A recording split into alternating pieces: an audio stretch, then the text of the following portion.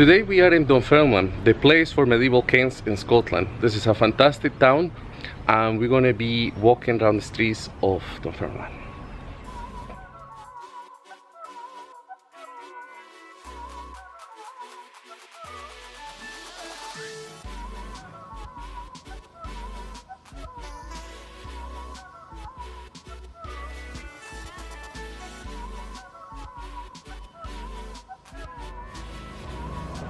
Today we are in Dunfermline. Dunfermline is a town and former royal barrack and parish in Fife, Scotland.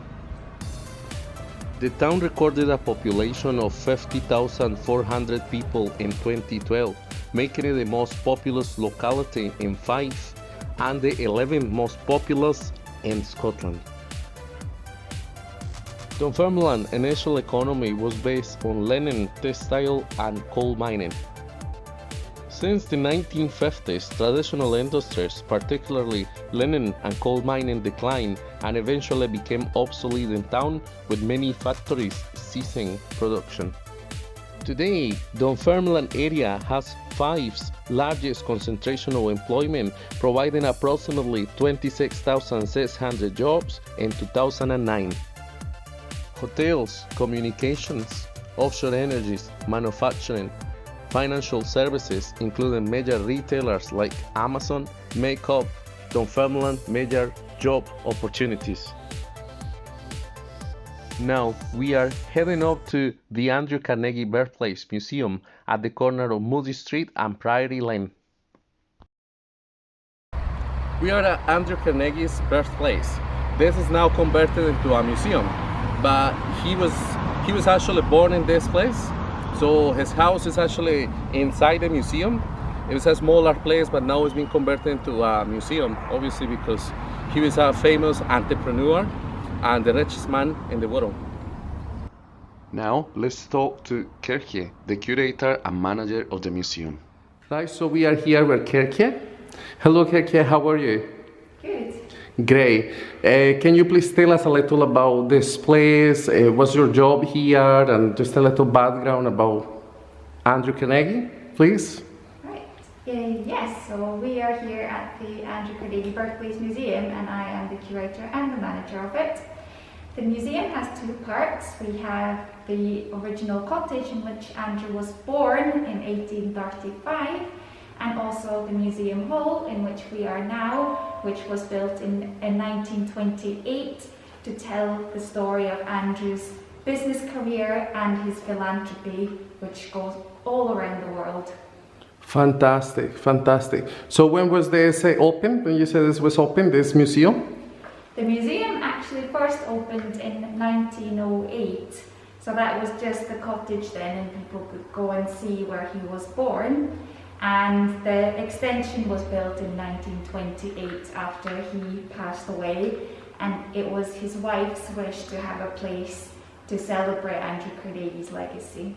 Oh, so she used to come here after he passed away. She was still coming back, and yeah, she was still involved with the Carnegie Trust here and also in America, and yeah, she was very proud of her husband. Oh, that's fantastic. How long have you been working in this place? It is, I think, 5 years now. All right, okay. Losing track of time. Fantastic. So do you get a lot of people from all over the world, obviously, coming in here from America and all that? Yeah? Yes, definitely. Lots of international visitors from America, but from many other countries as well, because Andrew Carnegie's legacy spans all across the world, really. So he helped to found the Peace Palace in the Netherlands. He supported different organizations in France, in Germany, in Italy, Norway, Sweden. So yeah, there are lots of global links and lots of visitors from different places coming to explore his story. Wow, that's fantastic. Well, thank you so much for sharing a little about the background of Andrew Carnegie. Thank you so much. You're very welcome. Bye. That was an interesting insight to Andrew Carnegie's contributions around the world, given to us by Kirke, the curator and manager of Andrew Carnegie's museum. We thank her for this experience. Equally, we thank the wonderful staff of Andrew Carnegie Museum. Definitely a nice place to come and visit. Now we are heading up to Pettencriff Park, a wonderful contribution given to the people by Andrew Carnegie. Guys, I'm outside Pettencriff Park. This park is so interesting because this park was founded by Andrew Carnegie. And the story with this park is that when he was a little boy, they were really poor, so they didn't have much money. And then his parents couldn't bring him here because this was just for the elite of the time. So people were not allowed to come in here unless you were a resident of this area. And the interesting thing is that once he made the money and all that, he bought this place. And then what happened was that he made this place open for everybody. So that was a really great contribution. Andrew Carnegie purchased Pettencriff Park in 1902 and officially gifted to the people of Dunfermline the following year. Up ahead, we'll see the statue of Andrew Carnegie. It was built in 1914. This is a really nice park with interesting walks. There's lots of things to do here and it's really nice. They even have a Japanese area. It's like the Japanese gardens, which is really nice.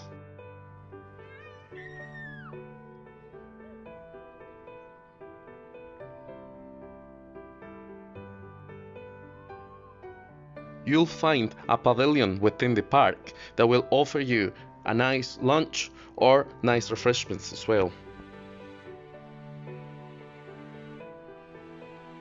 This is the statue of Andrew Carnegie. It was unveiled in 1914 and it had an attendee of 20,000 people. In such a nice days like today, you can actually see how popular this park can be. A really nice place, recommended place to come and visit. I'm walking in Andrew Carnegie's park, but it's really nice. It's nice and sunny. Just slightly awkward for me because there's quite a lot of people and people normally look at you when you're talking to a camera, but it's a nice place.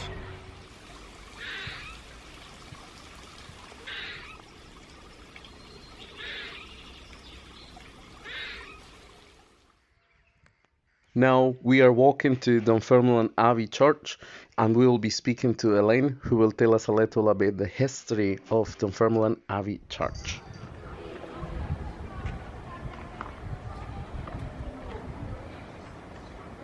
So we are here with Elaine. Hi Elaine, how are you? I'm very well, thank you. Thank you so much. Can you please tell us where we are and a little bit of the history? This is Dunfermline Abbey Church, built on the footprint of the old Abbey Church and 200 years old this year.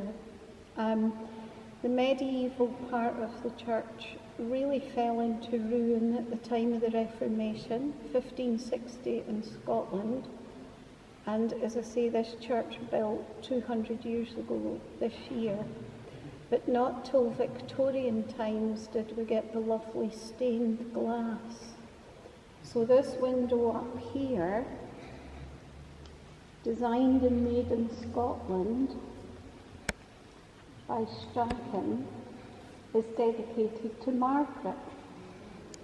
The bottom 5 panels show the wedding, and we believe the wedding took place in the early Celtic church, and it was conducted by the Bishop of St Andrews, who was a Celtic priest. Now that church would have been made out of local materials and big enough to take about half a dozen people. Wow. So it shows Margaret and Malcolm and the priest, and then to the outside their attendants. The nun in the window, there was no nuns in Scotland at that time, that depicts the life Margaret wanted. And the monk behind her with a jewelled prayer book depicts what she achieved. She brought the Benedictines from Canterbury, and they created her early church and developed the early palace and monastery. There's a lot of Celtic symbols in the stonework because although she brought the Benedictines, some of the Celts remained on the side. She was renowned for her acts of charity, feeding orphans every day, and seeing to the poor and needy. And she taught Malcolm to dress better than everybody else, really, to elevate his status as king. So he stood out from everybody. And Malcolm never learned to read or write, and it's said that he bought her jewelled prayer books, and she would read from the prayer books to him. Wow. Margaret's heraldic shield is the same as the Bible claw over there, you see on the top of the pulpit. Right, okay. And it's described as a fleury cross and 5 martlets. Now, women weren't allowed their own heraldic symbol, and that's said to be passed to her to use by her great uncle, Edward the Confessor, who built Westminster Abbey. Wow. So when he died, she got that symbol to use. Now, I heard Robert Bruce's body is interred here. Can you please tell us and show us a little about that? Just mind the step. Bruce died in 1329. Pardon me, he was the last of 8 kings buried here. That would be part of the old abbey that continued from next door. And at the time of the Reformation, this part, the tombs, the medieval glass was all destroyed, 1560. And this part of the building left to fall into ruin. So the kings and queens were all forgotten about, and it was only when they were rebuilding this church in the 1800s that a workman rediscovered the body. And you can imagine the excitement. They'd only just begun building the church, so they put him on display next door. They built enough of the church to weatherproof it, and they reburied him back where they found him. They buried him in pitch so that nobody would be tempted to dig him back up. And the first pulpit, the pulpit in the Church of Scotland is always in the middle, and the first one was very, very plain, and although they acknowledged Bruce was buried there, it didn't really show off the burial place. 14 years after the church was new, they had dry rot and they had to replace the pulpit. So this is the second pulpit. Work of art, made in Glasgow, all hand carved, but it showed off where Bruce's tomb was. So by the late 1800s, this had been commissioned, and it's Italian marble and brass from Paris. And that copied his original tomb. And we've got a display over that side, and that was Glasgow University, and it was pieces of marble found when they found the body in various collections, and it's been analysed, and they reckon it's from Bruce's tomb. And he commissioned his tomb to be sculpted in Paris with Italian marble and had it shipped to Scotland with a French stonemason to install it in the church and put fancy wrought iron around it. And he was copying the French royals. The Bruces were originally de Bru, and they came over 1066, the time of the Norman invasion, so they were Norman by descent. And if you go back further than that, the Normans were the men from the north, Right. the Vikings in the north. And the king in France gave them a strategic piece of land to guard, and that became Normandy, so then they invaded. So way back. So the Reformation, the tombs are destroyed, he's been rediscovered in the 1800s, and they reburied him back where they found him, as I say. We've had radar surveys done where they use ground penetrating radar to try and detect. We've detected evidence of tombs, but no other remains of people. Wow.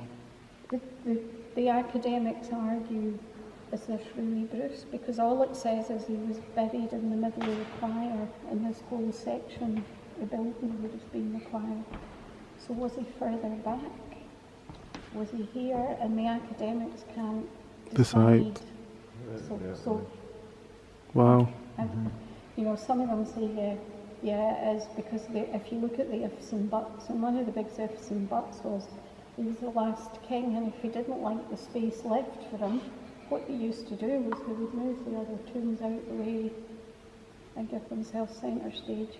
He had his second wife, a sister and a daughter also buried here, and we don't know if his tomb was single for just himself or him and his wife, as was common. Wow, interesting. Well, thank you so much. That was very interesting. Thank you. That was really enlightening. So thank you so much to Elaine for explaining so well a little bit the history of Scotland and the church and abbey in Dunfermline.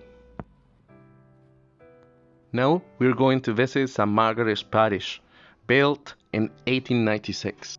This magnificent church was constructed in a 12th century style, and its interior elevation resembles Dunfermline Abbey Church, built for St. Margaret's by her son King David I. The altar here is a structure after the pattern of the Queen in her time. I mean, the patron saint of this church, which is St. Margaret. So, if you look at the church, look at the altar, you see it is like the palace of the Queen of old. Amazing color. So, and just show you the letters of the saints. Due to COVID-19 pandemic, the place is scattered. It used to be well arranged so that people can. It's scattered this way so that we can have more people in the church. So the service is at They use the TV. So, but this is the lyric of the Saint Margaret. Right.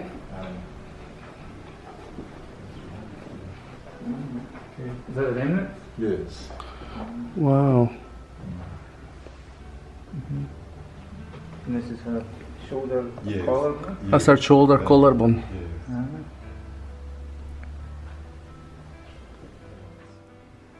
Wow. So it's a lover of the scripture. Guys, I'm going to give you a little background about St. Margaret of Scotland, also known as Margaret of Wessex. She was an Anglo-Hungarian princess who later became the Queen of Scotland after she married Malcolm III of Scotland.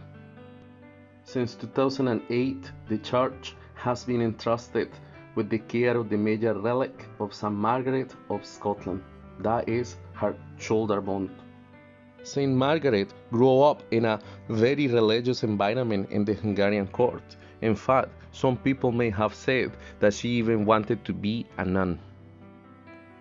Queen Margaret was certainly an inspiration to many, holding the unique position in Scottish history of being the only Queen of Scotland to be canonized in 1250, now known as Saint Margaret.